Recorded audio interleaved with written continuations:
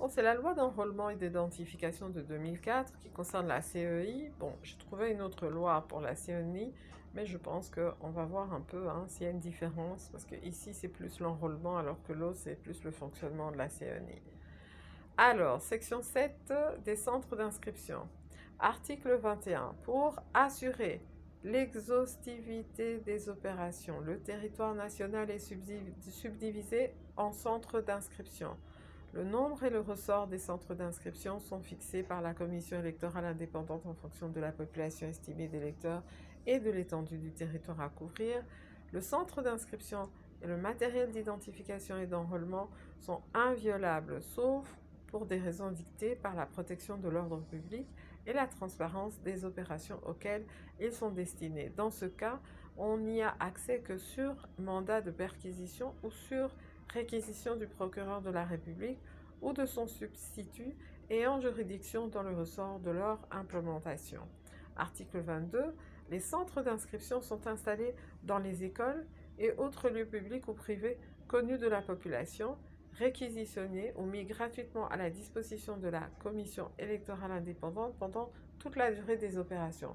Toutefois, en ce qui concerne les centres d'inscription, des mesures exceptionnelles peuvent être prises par la commission électorale indépendante en faveur des détenus qui ne sont pas privés de leurs droits civils, des déplacés, des malades, des femmes enceintes, des personnes vivant avec handicap et des personnes de troisième âge pour leur inscription sur la liste des électeurs. Article 23. Aucun centre d'inscription ne peut être installé dans les lieux de culte, les quartiers généraux des partis politiques, des syndicats et des organisations non gouvernementales, les débits de boissons, les postes de police, les camps militaires, les académies et écoles militaires. Article 24. Le centre d'inscription comprend un président, responsable du centre d'inscription, 2 préposés à l'identification chargés de vérifier la nationalité congolaise des candidats à l'enrôlement, 1 préposé à l'enrôlement ou opérateur de saisie.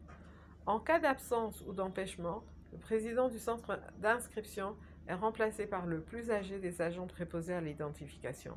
Pour les autres membres, le bureau peut réquisitionner une personne présente pour suppléer au vide après prestation de serment à laquelle eux-mêmes sont soumis. Les membres du centre d'inscription sont nommés par la commission électorale indépendante.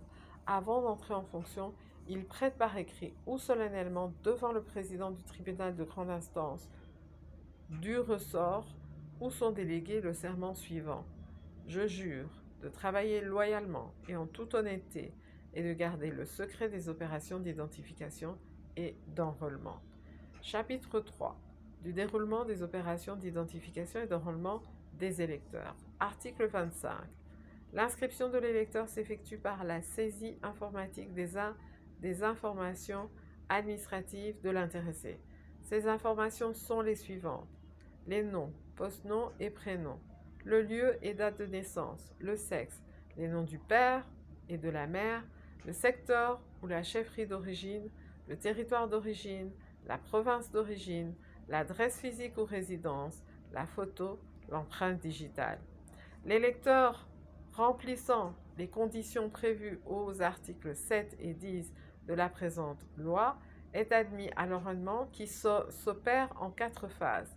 Les éléments d'identité du candidat sont saisis à l'ordinateur, une photo d'identité du candidat est prise de face, une carte d'électeur avec photo du candidat est émise, le président du centre d'inscription authentifie la carte et l'électeur la signe ou y appose son empreinte digitale avant sa plastification.